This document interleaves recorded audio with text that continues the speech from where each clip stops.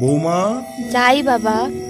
এক গলা ঘোমটা দিয়ে নবগোপালের বউ এসে দাঁড়ালো। নবুকে খেতে দাও।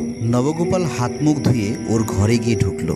তারপর বউ ভাত তরকারি ধরে দিলে তৃপ্তির সঙ্গে খেতে লাগলো সে। শ্রদ্ধেয় শ্রোতাগণ, প্রতি বৃহস্পতিবার মজার মজার গল্পের স্বাদ পেতে আমাদের দি গল্পের জগৎ ইউটিউব চ্যানেলটিকে লাইক, শেয়ার এবং সাবস্ক্রাইব করুন ও বেল আইকনটিকে অবশ্যই ক্লিক করুন। গল্পে বিভিন্ন চরিত্রে যারা রয়েছেন তারা হলেন দিলীপ, নিতাই, রনি এবং গৌতম। বর্ধমান সাহেবগঞ্জ লুপে গুসকরা নামে একটি স্টেশন আছে। ব্রিটিশ আমলে প্রথম যখন রেল লাইন পাতা হয় এখানে, সেই সময়কার কথা। গুসকরা থেকে 10-12 মাইল দূরে এক গ্রামের নবগোপাল নামে এক ছেলে মিলিটারিতে চাকরি পেয়ে পাঞ্জাব অঞ্চলে চলে যায়। সেখান থেকেই মাসে মাসে মানি অর্ডার করে টাকা পাঠাতো সে। চিঠিপত্র লিখত, কিন্তু দুঃখের বিষয় ইচ্ছে করলেই বাড়ি আসতে পারত না। এ নিয়ে বাড়ির লোকেদের অভিযোগের আর অন্ত ছিল না। নবগোপালের বাবা ছিলেন, মাও ছিলেন, নতুন বিয়ে করেছিল, তার বউও ছিল, ভাই বোন এবং বাড়ির অন্যান্য লোকজন তো ছিলই। এইভাবেই দিন কাটছিল। নবগোপাল কিছুতেই বাড়ি আসার ছুটি আর পায় না। এদিকে বেশ কিছুদিন হলো নবগোপালের বাড়ি থেকে চিঠি আসাও বন্ধ হয়ে গেল। নবগোপাল বুঝল বাড়ির লোকেরা তার দেশে না ফেরার জন্য রাগ করেই চিঠি লেখা বন্ধ করেছে। কেননা শেষ চিঠিতে বাবা লিখেছিলেন, আজ 4 বছরেও যখন তুমি বুড়ো বাবা মাকে একবার এসে দেখে যাওয়ার প্রয়োজন মনে করলে না, নতুন বৌমার জন্য যখন তোমার কোনো কর্তব্য আছে বলে মনে হচ্ছে না, তখন আমরা ধরে নিলাম নতুন পরিবেশে গিয়ে তুমি আমাদের ভুলেই গেছো। শুধু মাসে মাসে টাকা পাঠালেই পরিবারের প্রতি কর্তব্য শেষ হয় না। শ্রী শ্রী ভগবানের কৃপায় আমাদের বিষয় সম্পত্তি কি আছে না আছে তোমার অজানা নয়। অতএব তোমার এই দান না পাঠালেও চলবে। এই চিঠি পাওয়ার পর স্বাভাবিকভাবে নবগোপালের মন কেঁদে উঠল।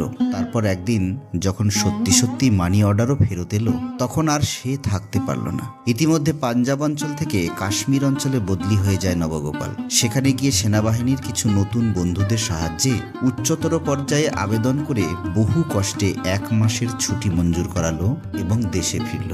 আসবার আগে একটা চিঠিও লিখল বাড়িতে। চিঠিতে লিখে দিল, অমুক দিন আমি গুসকরায় পৌঁছচ্ছি। স্টেশনে আব্দুল কাকা যেন আমার জন্য গাড়ি নিয়ে অপেক্ষা করে। সেই মতোই নির্দিষ্ট তারিখে নবগোপাল যখন গুসকরায় ট্রেন থেকে নামলো, রাত্রি তখন 12টা। ঘন অন্ধকারে স্টেশন এলাকা খা খা করছে। 2-3 জন মাত্র যাত্রী নামলো ট্রেন থেকে। নবগোপাল ভাবল, হয় বাড়ির লোকেরা ওর চিঠি পায়নি, নয়তো বাবা রাগ করেই গাড়ি পাঠায়নি, অথবা গাড়ি নিয়ে এসে ওর বিলম্ব দেখে আব্দুল কাকা ফিরে গেছে। কেননা ও শুধু আসবার তারিখটাই লিখেছিল, দিনে আসবে কি রাতে আসবে তা তো লেখেনি। কেননা তখনকার দিনে ওই দূর দেশ থেকে নির্দিষ্ট সময়সূচি নির্ধারণ করে ঠিক সময়টিতে আসা এত সহজ ছিল না। তাই স্টেশনে আব্দুল কাকাকে না দেখে হতাশ হয়ে পড়ল সে। নতুন স্টেশন মাস্টার নবগোপালকে দেখে জিজ্ঞেস করলেন, কি ব্যাপার, আপনি কারোর জন্য অপেক্ষা করছেন নাকি? নবগোপাল বলল, হ্যাঁ, আমার বাড়ি থেকে গাড়ি নিয়ে লোক আসবার কথা ছিল, কেন এলো না সেটাই আমি ভাবছি। অথবা এসে ফিরেই গেল কি না। স্টেশন মাস্টার বললেন, না, এসে তো ফিরে যায়নি। কেননা আমি তো সবসময় এখানেই আছি। আমি কোনো গাড়িকেই কিন্তু এখানে অপেক্ষা করতে দেখিনি। তাহলে কি ওরা চিঠি পায়নি আমার? তাই হবে হয়তো। তা আপনার বাড়ি এখান থেকে কত দূরে? অনেক দূর, প্রায় 10-12 মাইল ধরে রাখুন। ওরে বাবা, তবে তো হেঁটে যাওয়াও চলবে না। না, দিনের বেলা হলে যেতাম, এই রাত্রে কিন্তু কখনো নয়। ভূতের উপদ্রব আছে, চোর ডাকাতেরও ভয় আছে, হ্যাঙ্গারের উৎপাতও আছেই। তাহলে এক কাজ করুন, আজ আর কোনো ট্রেনও তো আসবে না। আমি অফিস ঘরে চাবি দিয়ে আমার কোয়ার্টারে যাচ্ছি। আপনি বরং ওয়েট রুমে শুয়ে রাতটুকু কাটিয়ে দিন। তারপর সকালে দেখি আপনার জন্য কি করতে পারি। যদি কারো গরুর গাড়ি একটা পাই তো বলে কয়ে আপনাকে না হয় তুলে দেব। পেলে ভালো, নইলে হাঁটা দিতে আমারও আপত্তি নেই। এই বলে সে ওয়েটিং রুমেই কাঠের বেঞ্চির উপর লম্বা হয়ে শুয়ে ছাড় পোকার কামড় খেতে লাগলো। অনেকক্ষণ শুয়ে থাকার পর সবে তন্দ্রাটি এসেছে।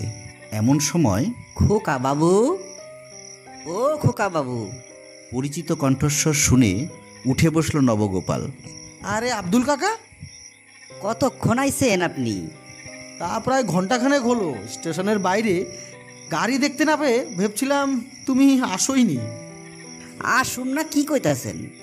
আপনার চিঠি পাওয়ার পর থেকে সবাই হানটান করতেছে, তবে গাড়ি তো আমি এইখানে রাখি নাই, গাড়ি ওই বাঁধের উপর রয়েছে। আপনার চিঠি পাইছি, কিন্তু আপনি কখন আসবেন চিঠিতে তো তা লেখেন নাই, তাই এইখানে জায়গা জোড়া না করে গাড়িটারে ওই বাঁধের উপরই রাইখা দিছি। আমি ঠিক করছিলাম লাস্ট ট্রেনটা দেখা তারপর ফিরা যাবো, এই ভাইবা গাড়িতে গিয়া শুইয়াছিলাম, কিন্তু এমন ঘুম আইলো যে না ঘুমিয়ে থাকতে পারলাম না। ঠিক আছে, রাত যখন হলো তখন রাতটা কাটুক নাকি, কাল একটু ভোর ভোর না হয় রওনা দেওয়া যাবে। সে কি খোকা বাবু, কর্তাবাবুর অবস্থা জানেন? মা বৌমা সবাই আপনার চিঠি পাওয়ার পর থেকে ঘর বার হইতাছেন, রান্না বান্না রেডি কইরা আপনার জন্য পথ চাইয়া বইসা আছেন সবাই। কিন্তু আব্দুল কাকা, পটগাতের যা অবস্থা। খোকা বাবু, আপনি কি ভুইলা গেলেন আমার নাম হয়েছে আব্দুল? আমার শরীরে এক ফোঁটা রক্ত যতক্ষণ থাকবো ততক্ষণ কারো সাধ্য আছে আমাকেও কিছু ক্ষতি করে? ওইসব ভয় কইর না, চলেন। দো আর বুধকেও সাথে নিছি, গরুর গাড়ি রে আমি ঘোড়ার গাড়ির মতো ছুটামো। অতএব নবগোপাল আর দ্বিরক্তি না করে আব্দুলের সঙ্গে চলল। আব্দুল নবগোপালের সুটকেসটা মাথায় নিয়ে আগে আগে চলল, নবগোপাল চলল পিছু পিছু। যেতে যেতে নবগোপাল দূর থেকেই দেখতে পেল সেই অন্ধকারে বাঁধের উপর দুটো করে 4টে চোখ যেন ভাটার মতো জ্বলছে। চতুষ্পদ জন্তুদের চোখ রাত্রিবেলা জ্বলে, কিন্তু তাই বলে এইভাবে? নবগোপাল কাছে যেতেই উদো আর বুধ গরু দুটো বহু দিন পরে মনিবকে দেখে সিংহের তাদের আনুগত্য প্রকাশ করল। আব্দুল বলল, বাবু, গাড়িতে খড় বিছাইয়া গদির মতো কইরা আপনার বিছনা পাইতে রাখছি, আপনি শুইয়া পড়েন, আমি জোর কদমে গাড়ি চালাইয়া যাইতাছি। নবগোপাল তাই করল। দূরের ট্রেন ভ্রমণে একেই সে ক্লান্ত ছিল, তার উপর রাতও হয়েছিল অনেক, তাই গরুর গাড়ির বিছানায় দেহটা এলিয়ে দিল সে। এদিকে আব্দুল গরুর গাড়ি নিয়ে বাদ থেকে মাঠের রাস্তা ধরল। প্রথমটা বেশ একটু মন্থর গতিতে চলার পর গাড়ি এত জোরে ছোটাতে লাগলো যে ওর মনে হলো ও যেন এখনো ট্রেনের মধ্যেই রয়েছে। নবগোপাল ভয়ে ভয়ে বলল, এ কি করছো? এইভাবে গাড়ি চালালে গাড়ি উল্টে যাবে যে।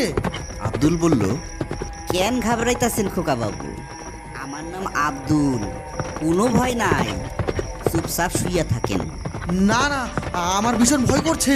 কিন্তু কে কার কথা শুনে? আব্দুলের তখন জেদ চেপে গেছে, জোরে গাড়ি সে চালাবেই। নবগোপাল বুঝতে পারল গরুর গাড়ির এত জোরে ছুটছে যে মাঝে মাঝে চাকা মাটি স্পর্শ করছে না, যেন হাওয়ায় উড়ে চলেছে। এইভাবে কিছুক্ষণ যাওয়ার পরই গ্রামে পৌঁছল ওরা। গ্রামে ঢোকার মুখেই একটা খাল আছে। গরুর গাড়িটা লাফিয়ে খাল পার হয়ে গেল। নবগোপাল আর নবগোপালের মধ্যে নেই তখন। সে বুঝতেই পারল কার পাল্লায় সে পড়েছে।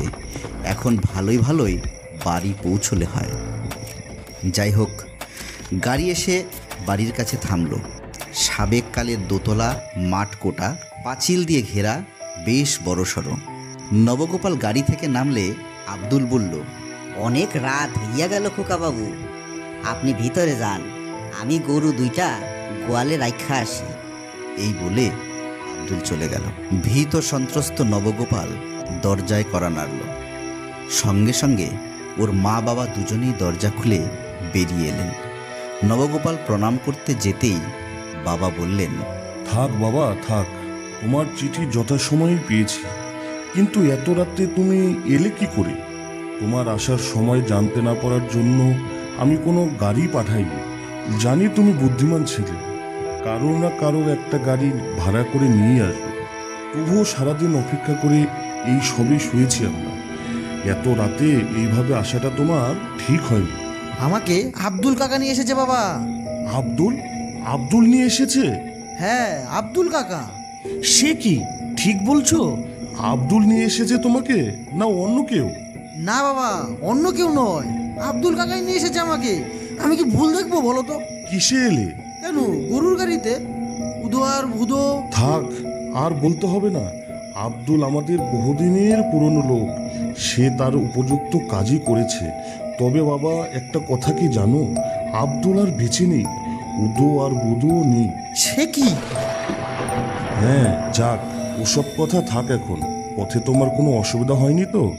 রাত কিন্তু অনেক হয়েছে, এবার খেয়ে দিয়ে শুয়ে পড়ো, কেমন? বৌমা। যাই বাবা। এক গলা ঘোমটা দিয়ে নবগোপালের বউ এসে দাঁড়ালো। নবুকে খেতে দাও।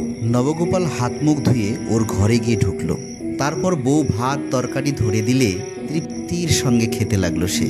খেতে খেতে বলল, ওরে বাবা, এত সব রান্না করলে কি করে? বউ নিরুত্তর। নবগোপাল বললে, অনেকদিন বাড়ি আসেনি বলে রাগ করেছে আমার উপর? কিন্তু কি করবো বলো তো, আমি কি ইচ্ছে করে আসিনি? আমি যে নিরুপায়। নবগোপাল দেখল বউয়ের চোখ দিয়ে টপ টপ করে জল পড়ছে। যাই হোক, খাওয়া শেষ করে খাটের বিছানায় নবগোপাল শুয়ে পড়ল। ওর বউ পাশে বসে সযত্নে পাখার বাতাস করতে লাগলো নবগোপালকে। সারাদিনের ক্লান্তির পর তৃপ্তির আহার এবং তার উপর এই সুখ শান্তির শয্যায় শোয়া মাত্রই গভীর ঘুমে ঘুমিয়ে পড়ল নবগোপাল। ঘুম ভাঙল পরদিন সকালে লোকজনের চেঁচামেচিতে। কে যেন নাম ধরে ডাকলো, নবা, ও নবা, নবা। ঘুম ভাঙতেই নবগোপালও হকচকিয়ে গেল। দেখল অর্ধভগ্ন ঘরে অপরিচ্ছন্ন ধুলি ধূসরিত খাটের ছেঁড়া বিছানায় সে শুয়ে আছে। ঘরের চারদিকে ঝুল, মাকড়সার জাল। হতচকিত নবগোপাল জানলার কাছে গিয়ে দাঁড়াতেই ওর পরিচিত লোকজনেরা পাশের মাঠ থেকে অবাক হয়ে ওর দিকে তাকিয়ে বলল, ও নবা, তুই কখন এলি? নবগোপাল জড়ানো গলায় বলল, কাল রাত্রি। ও ঠিক আছে, তুই ওইখানেই থাক, আমরা গিয়ে তোরে নিয়ে আসছি। এই বলে সকলে দরজা ভেঙে ভিতরে ঢুকে নবগোপালকে বাইরে নিয়ে এলো।